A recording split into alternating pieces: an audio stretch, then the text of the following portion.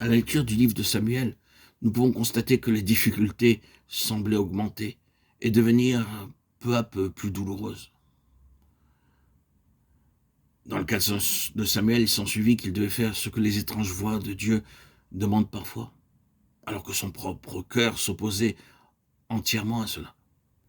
Je pense bien sûr à Saül, lorsque le cœur de Samuel s'opposait à oindre Saül comme roi.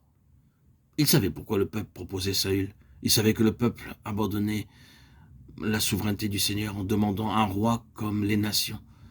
Son cœur se rebellait, mais le Seigneur lui dit, fais-le. Autrement dit, fais confiance à ma sagesse. Je sais ce que je fais. Fais-le. La fidélité envers le Seigneur demande parfois que nous fassions les choses selon les instructions souveraines de Dieu, avec lesquelles nous ne sommes pas naturellement en accord. Cela peut pousser les choses un peu loin que de parler ainsi. Mais c'est parfois le cas. Le Seigneur fit alors entendre sa voix et dit à Samuel, « Ce n'est pas toi qu'ils ont rejeté, mais c'est moi qu'ils ont rejeté. » 1 Samuel 8, 7. Néanmoins, tu dois aller oindre cet homme, Saül. Et malgré son âme en révolte, Samuel dut faire cette chose que demandaient les étranges voix de Dieu. Ceci demandera beaucoup de temps pour l'analyser et l'appliquer, mais où voulons-nous en venir?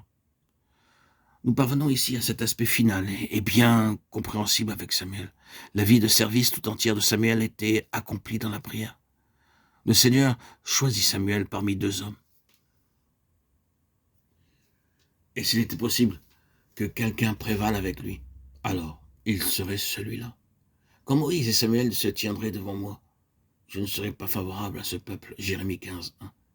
Si quelqu'un pouvait prévaloir avec Dieu, c'était bien Samuel. Vous savez quelle était la vie de prière de Samuel et combien cela était important pour le peuple. Ne cesse pas de crier pour nous à l'Éternel. 1 Samuel 7, 8. Quant à moi, aussi loin de moi que je pêche contre l'Éternel, que je cesse de prier pour vous. 1 Samuel 12, 23.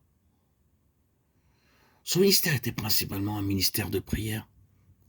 Ce qui veut dire qu'il devait avoir une position avec Dieu tellement engagée et consacrée que ses propres raisonnements n'avaient plus de place, ni ses sentiments, ni rien de lui-même. Il était un avec Dieu. Et bien qu'il lui dise de faire des choses qui semblaient tellement contraires à lui-même, et certainement contraires à son propre et meilleur jugement, il obéit. Il savait que le but serait atteint. Il ne pouvait comprendre pourquoi le Seigneur le faisait. Cela allait être un désastre. Cela semblait être une contradiction. Mais il obéit.